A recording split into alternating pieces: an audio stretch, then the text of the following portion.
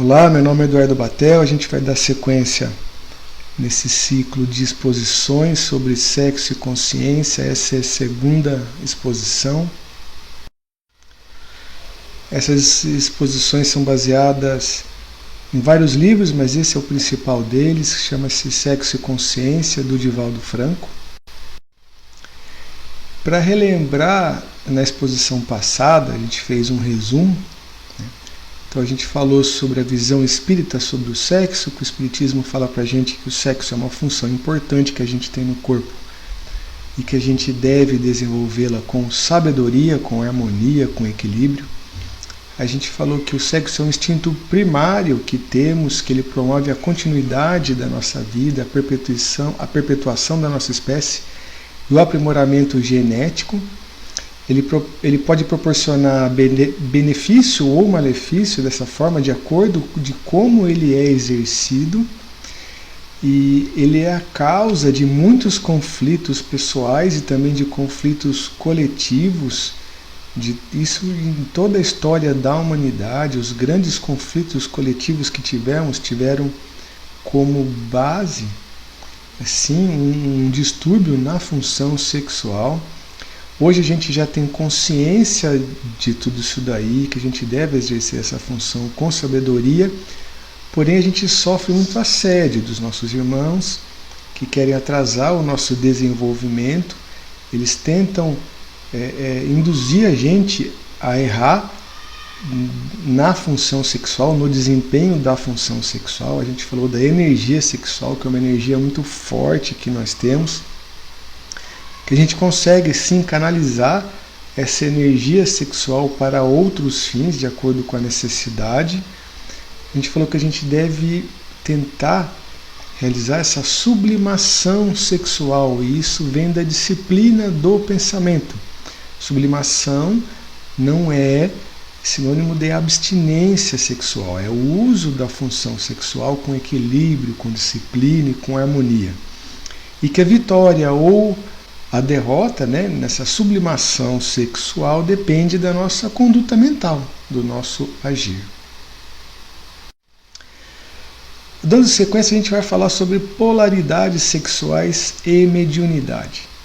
Então, quem é médium mais ostensivo, ele desenvolve uma bipolaridade psicológica. Então, por exemplo, uma mulher que é médium, pelo fato de ela muitas vezes ajudar espíritos com uma polaridade mais masculina, ela absorve essa condição, e vice-versa também. Um médium homem também ajuda espíritos femininos e também absorve isso daí. Isso não traz nenhum prejuízo à sua orientação sexual ou à sua afetividade, masculina ou feminina. Então isso não guarda relação com a orientação sexual e não sofre alteração.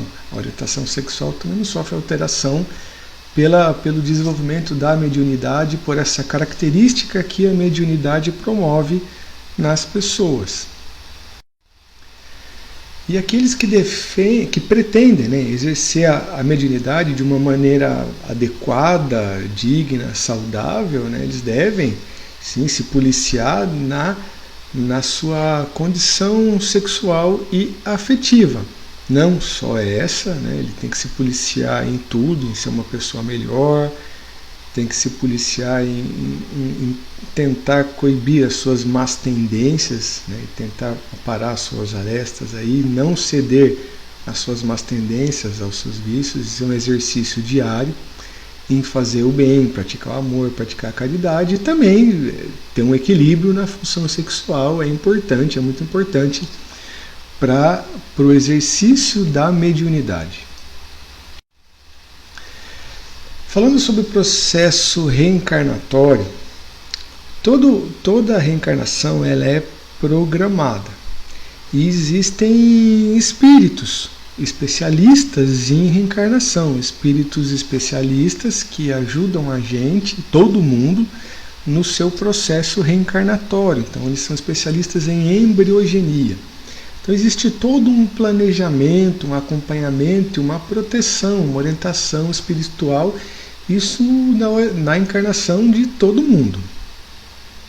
É feita dessa forma uma escolha de um casal apropriado, né, e de uma família apropriada para receber aquele ser que vai reencarnar.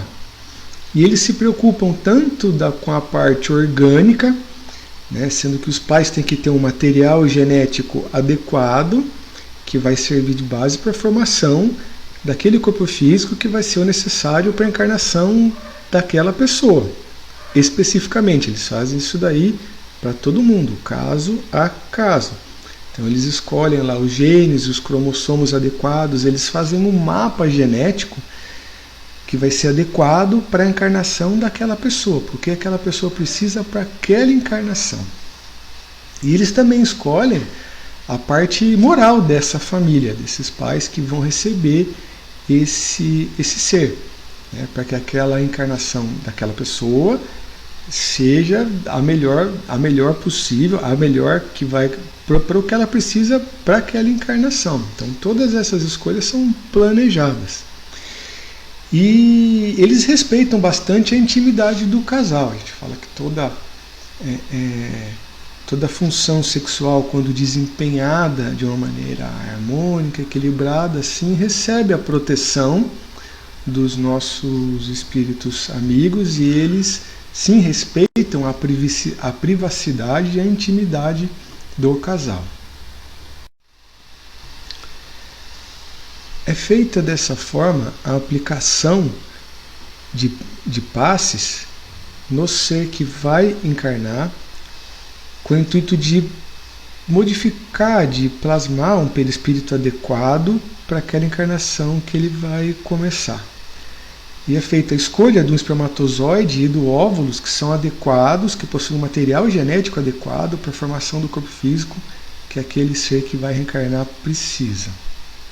É feito dessa forma o acoplamento magnético, a ligação magnética do espírito que vai reencarnar através do seu centro coronário a um espermatozoide que possui aquela característica necessária para ele.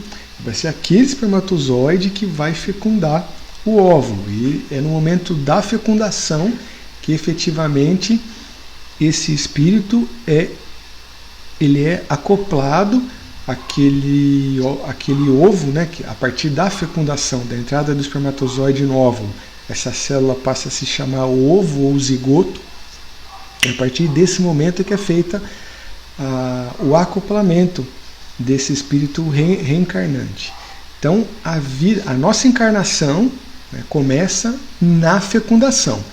E isso é um conceito muito, muito importante.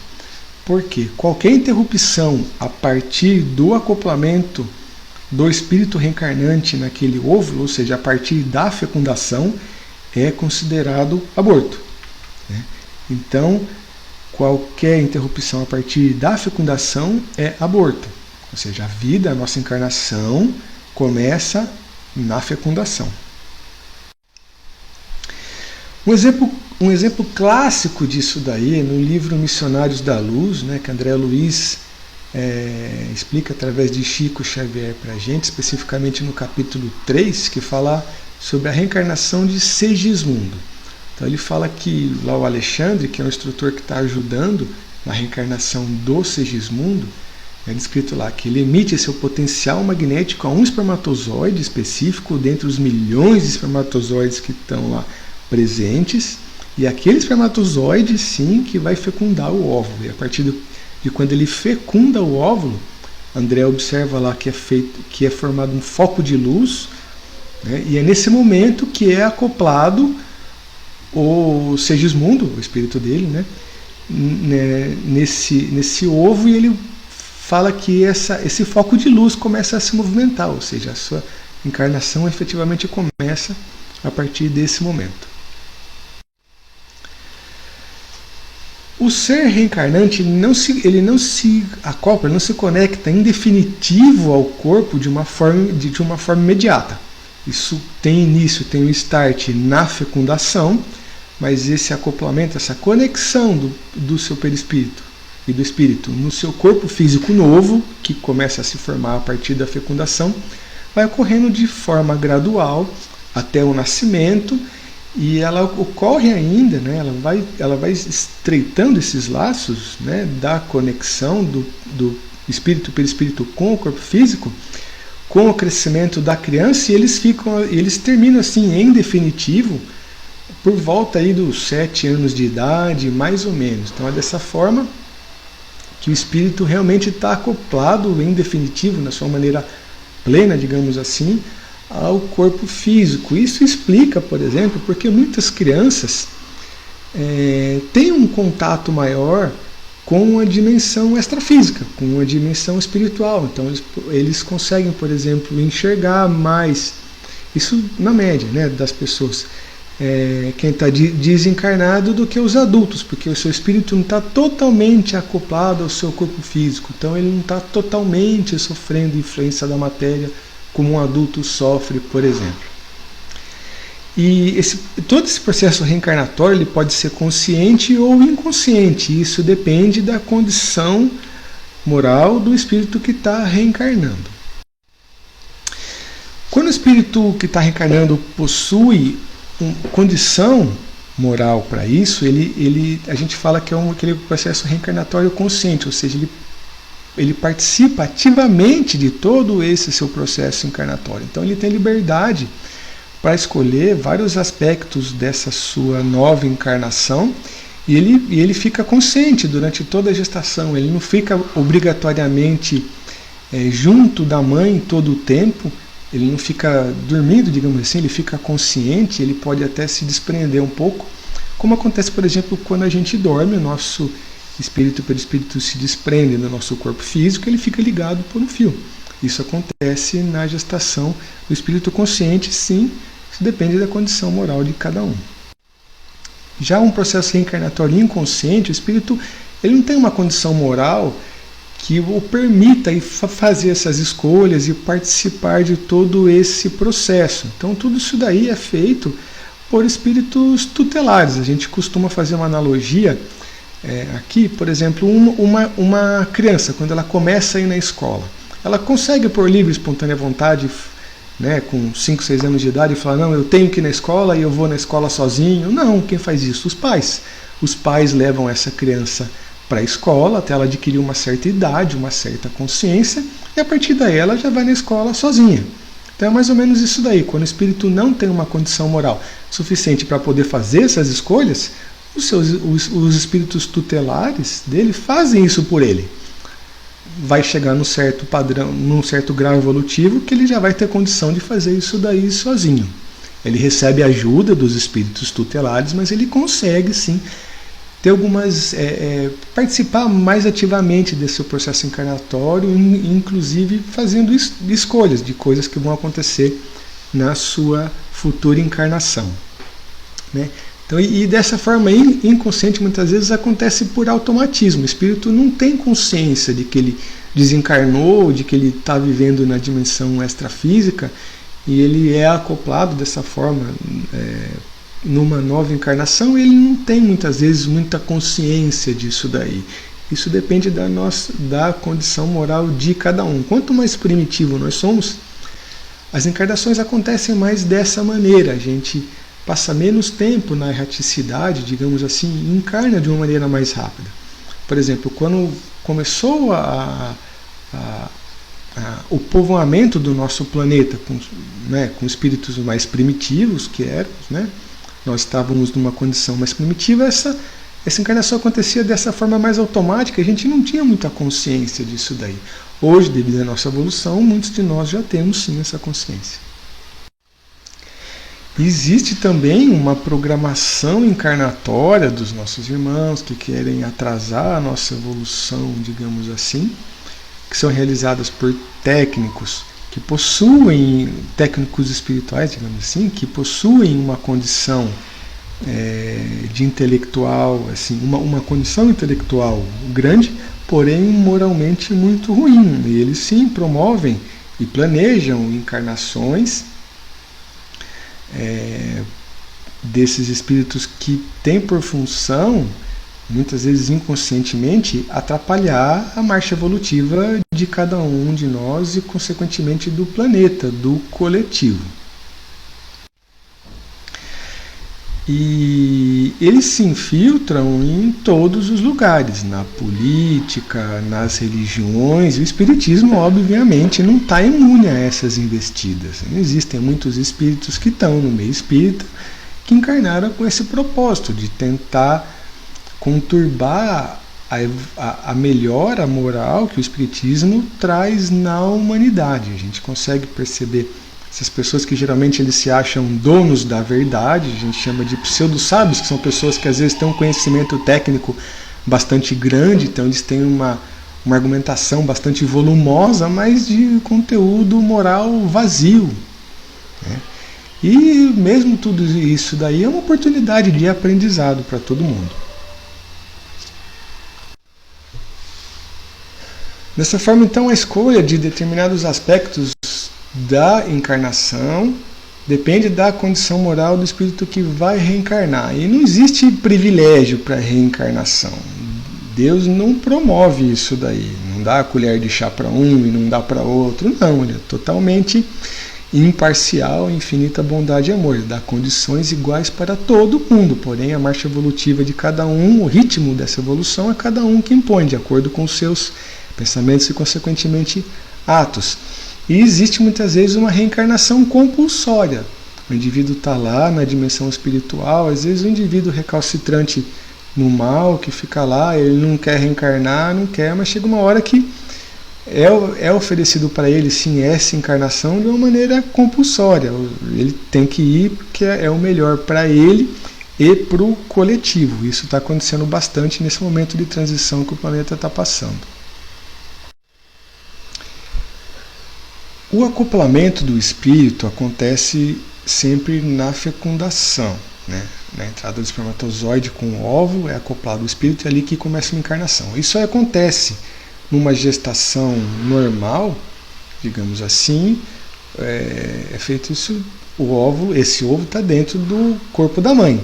E numa fertilização in vitro, no bebê de proveta, quando a gente tira o óvulo da mulher, tira o espermatozoide do homem, faz a fecundação, isso acontece num tubo de ensaio, fora do corpo da mãe. É feita da mesma forma, esse acoplamento. Os nossos amigos espirituais que são especializados e que estão ajudando naquela encarnação, eles promovem um acoplamento do espírito no momento da fecundação, naquele zigoto, da mesma forma que isso é feito dentro do corpo da mãe. Então, tanto faz. Se for uma gestação normal, ou se for um bebê de proveta, esse acoplamento acontece do mesmo jeito. Essa é uma tecnologia que a gente tem hoje. A espiritualidade passou isso para a gente tem condição de ter isso daí, isso é uma bênção para a gente deve fazer uso, sempre que tiver necessidade, obviamente de uma maneira ética.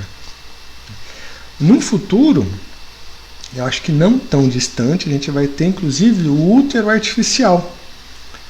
Mulheres que não podem gerar filho porque, por exemplo, não tem útero ou por algum problema assim de saúde do corpo físico, esse bebê ele pode ser gerado num útero fora do corpo da mãe, num útero artificial, numa câmara lá que esse bebê vai ter o seu desenvolvimento. Isso vai ser factível, vai ser uma tecnologia que a gente vai ter e que a gente vai poder usar ela assim, no momento adequado, no momento que for bom para a gente vai ter condição de ter essa tecnologia. E também a clonagem do corpo físico, isso vai acontecer no futuro. O homem vai conseguir clonar um corpo físico, ou seja, vai fazer um corpo físico a partir do material genético de um ser que já está formado, né? E a gente sabe, obviamente, que o que é clonado é somente o corpo físico, é usado o material genético que já existe. Porém, o espírito que vai ser acoplado, aquele corpo físico novo que vai ser gerado, vai ser outro espírito. Então não vai acontecer a clonagem do espírito também, né? Obviamente, vai ser um espírito novo que vai habitar aquele corpo físico. Então vai ser outra pessoa, né? Vai ser um espírito que vai usar aquele corpo que foi gerado a partir de um outro, mas não tem problema nenhum. Fazendo uma analogia também, isso é uma coisa que já acontece, por exemplo, nos gêmeos idênticos, que a gente chama de univitelinos, né? São dois corpos físicos que são formados a partir de um mesmo material genético. É feito, por exemplo, quando acontece a fecundação, que forma-se o zigoto, esse zigoto divide em dois, só que eles se separam e a partir daí eles começam a se desenvolver. Então são implantados dois espíritos, um em cada corpo físico, e cada um é um ser diferente. O que eles têm de igual é somente a carga genética, o corpo físico. Porém, são dois espíritos diferentes, que encarnaram nessa condição por algum motivo. Então a clonagem vai ser desse mesmo jeito. E para terminar, esse é o último slide, que a função dos pais é muito importante no processo encarnatório de todo mundo. Então, o amor, o carinho dos pais durante toda a gestação, durante todo esse processo encarnatório, isso é muito importante para o ser que está lá reencarnando. Então ele cria essa atmosfera de receptividade, de amor, de afeto e de carinho. Isso acontece muitas vezes até antes do ser encarnar, no planejamento e tudo mais. E todo esse amor é bastante importante para aquela encarnação, para que aquele espírito se sinta acolhido, amado.